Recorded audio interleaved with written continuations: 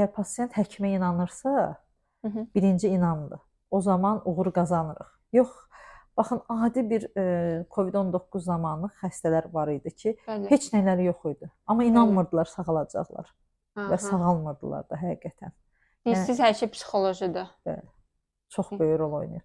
Ağır xəstə gəlir, çox ağırdır və onun sağalacağını heç düşünmürəm şəxsən. Amma xəstə inanır ki, sağalacaq və həqiqətən də qismən sağalma olur və illərlə yaşayır.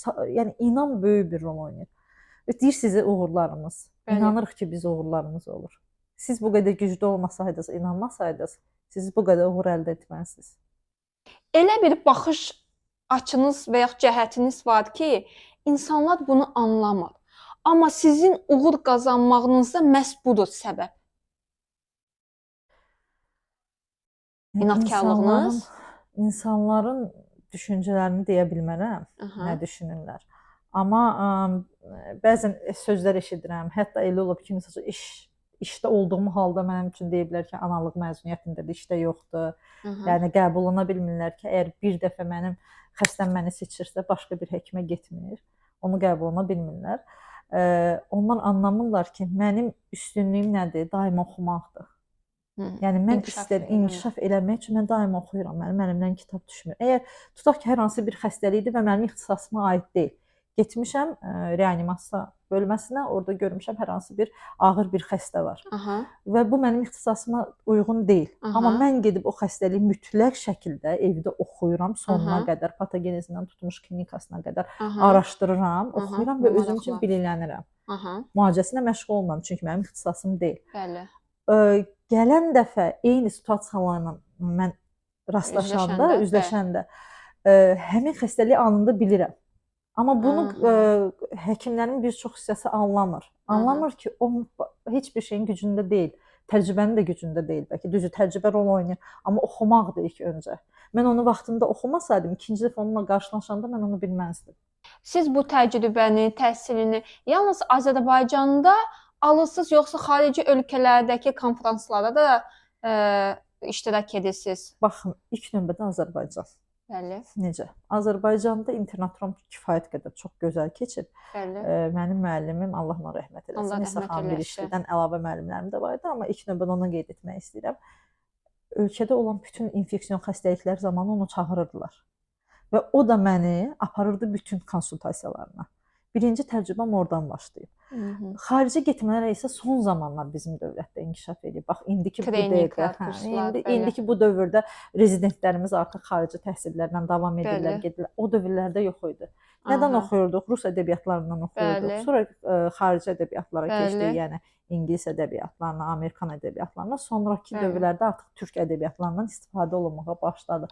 İndi başlayırıq xarici dövlətlərə getməyə. İndi bəli, gedirəm, Hollandiyada olmuşam. Həm gəzməyi sevirsiniz, həm səyahət. Həm oxuyuruq, həm səyahət edirik. Amma yenə də deyirəm, kitab olmasa, kitab oxumasaq, nə qədər başqa bir xarici dövlətə getsək, biz onu mənimsəyə bilmərik. İlk növbədə kitablardan alırıq biz bilikləri. Bəs Əminə xanımın ən pis və ən yaxşı cəhətləri, xasiyyəti? Yaxşı cəhətim məncə bacarıqlı və mərhəmətli olmağımdır. Pis cəhətim odur ki, sözü üzə dərhal deyirəm və qarşı tərəfin incinəcəyini düşünmədən. Yəni mənim pis çıxacaq dediyim söz, yəni vecimə deyil ki, qarşı tərəf nə düşünür. Həqiqətən o yaxşı bir xüsusiyyət deyil. Bunu illərlə aşmağa çalışmışam, bəzən aşmışam, amma yenə də o xasiyyət məndə durur. Yəni qarşı tərəfə sözümü deyirəm. Nə hiss edirəmsə, nə düşünürəmsə, o da sözümü deyirəm. Amma qarşı tərəfin hisslərini nəzərə almıram. Əminə xanım, gününüzün böyük bir hissənizi işinizə ayırırsınız. Bəli. Bəs buna görə peşman olduğunuz anlar olubmu? Övladlarınızı ayıra bilməmisiniz? Bayramlarda onlarla vaxt keçirə bilməmisiniz? Onların böyüməsini görməmisiniz? Yox, böyüməsini mən 3 yaşa qədər, yəni böyük oğlumun 3 yaşına qədər 2 övladım var. Allah saxlasın. Adları nədir? İlyas, Nihat. Ay maşallah. Neçə yaşları var? Birinin 12 yaşı var, birinin 11 yaşı var. Yəni mən işlədiyim müddətdə, ailə qurduqdan sonra analıq məzuniyyətini 3 il ərzində 2 övladla, yəni üçlü evdə oturmuşam.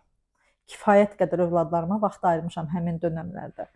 Sonra düzdür, işin çoxluğu olub, amma həmin o ərəfədə də o uşaqlar ya bağçada olublar, ya da indi dərsdədirlər. Yenə də mən evə gələndə uşaqlarımı özümlə götürüb evə gəlib onlara vaxt ayırıram yetəri qədər. İşdən kənar olduqda, məzuniyyət olduqda və yaxud da bayram günlərində falan həmişə onların yanında olmuşam. Və onları da hər yerə aparmışam, hər gəzdirmişəm. Yəni yetəri qədər mən həm işimə, həm evimə vaxt ayıra bilirəm. Bəs necə oldu ki, siz hazırlaşdınız Medinsusa? Anamın Amiyə, istəyinə. ananızın istəyinə. Mama. Bəs öz istəyiniz nə olub? Yenə də deyirəm, Bakı Dövlətin Riyaziyyat Fakültəsinə istəyirdim Aha. daxil olmaq, o üzrə getmək. Anam dedi həkimlik. Sonra düşündüm, dedim yaxşı. Amma bir məsələ var ki, Tibb Universitetində oxuduğum illərdə həqiqətən çox gözəl oxuyurdum. Yenə də riyaziyyata meylim var idi. Amma hansı ki gəldim, mən Sabunçu xəstəxanasında 3 nömrəli xəstəxanada internatur olmuşam. Orada xəstələrlə işlədikdən sonra həqiqətən də həkimliyi çox sevdim. Yəni başa düşdüm ki, həkimlik nə gözəl bir sənət imiş. Həm də xəstələrin sağaldığını gördükcə insan daha da xoşbəxt olurdu və bu sənəti daha da çox sevməyə başladım. Aydın.